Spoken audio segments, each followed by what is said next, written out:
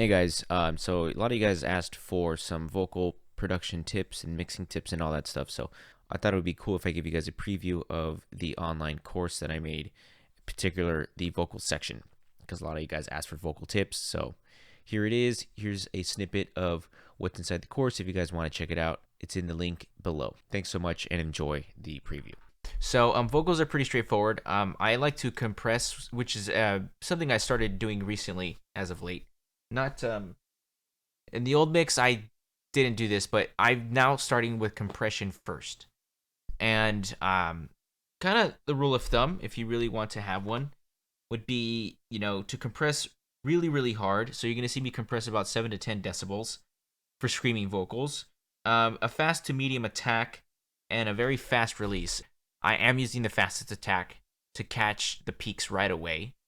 And then I'm using a generally fast release to kind of just make sure that it doesn't stay pin all the time. But I do know that some people use this kind of setup where it's the slowest release, fastest attack, which can work. It will squish the shit out of the vocal. But for my vocals, I found that didn't work as well. And so I needed to kind of go back to my more traditional settings, which was the fast attack and a very fast release. So I'm going to turn this on. I'm going to solo a section here, loop it, and so you guys can hear what I'm talking about. So this is without the compression.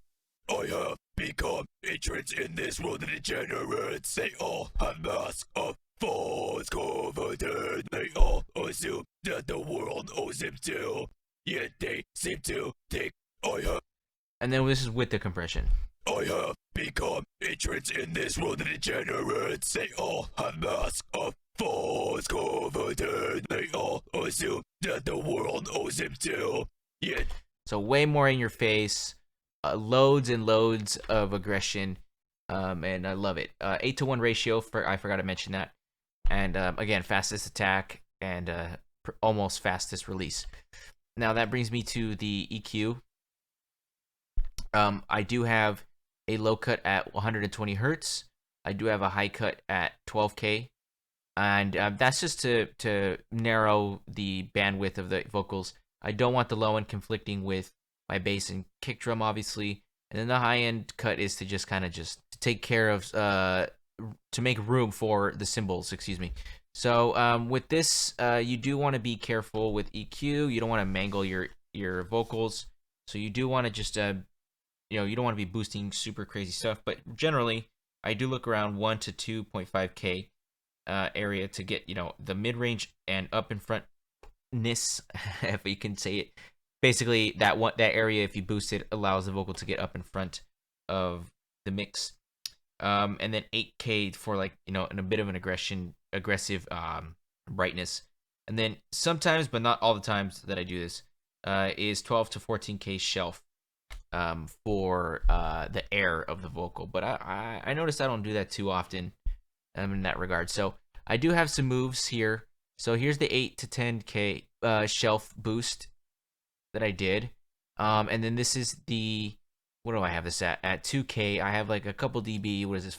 Like almost 5 dB pushing up on the vocals.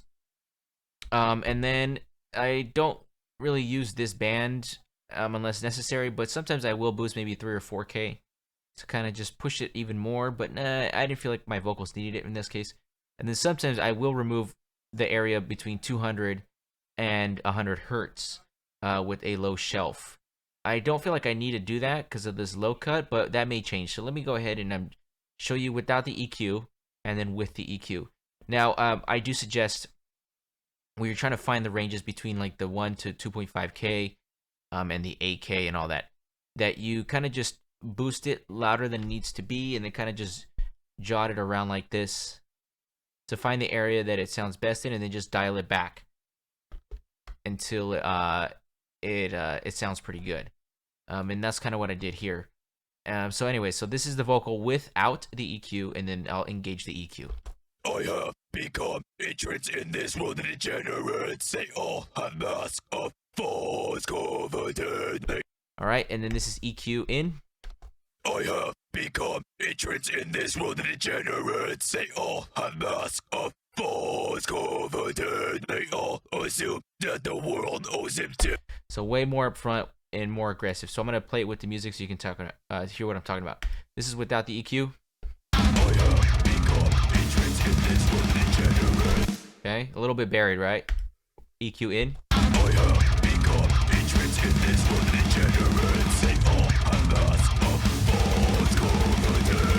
A lot better, right? So the compression and the EQ really help with that. And then I just have a Deesser here. Let's go ahead and hear it without it, and then I'll engage it. I have become entrance in this world of degenerates. Say all. So just really pay attention to that sounds. So I'll play it for him one more time without it. I have become entrance in this world of degenerates. Say all have mask of. Okay, it was kind of loud, and that's only accentuated because of the high boost that I put. But if I put this plugin in, you'll see that it's still there, but not as abrasive.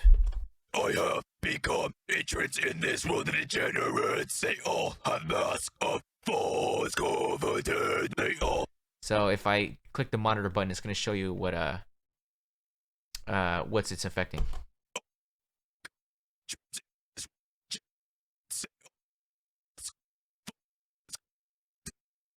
And that's exactly the kind of sounds I want it affecting. So that's good for me. And then I'm going to go ahead and follow this up by a limiter. Now this limiter is going to shave off errant peaks, so it's going to be acting really fast. You're going to see it just like lop off, like, very peaks of the vocal. I have become entrance in this world of degenerates. They all have mask of false confidence. They all assume. So see how it's not affecting everything. It's just like the really out of control stuff that I'm having it control. With the high vocal,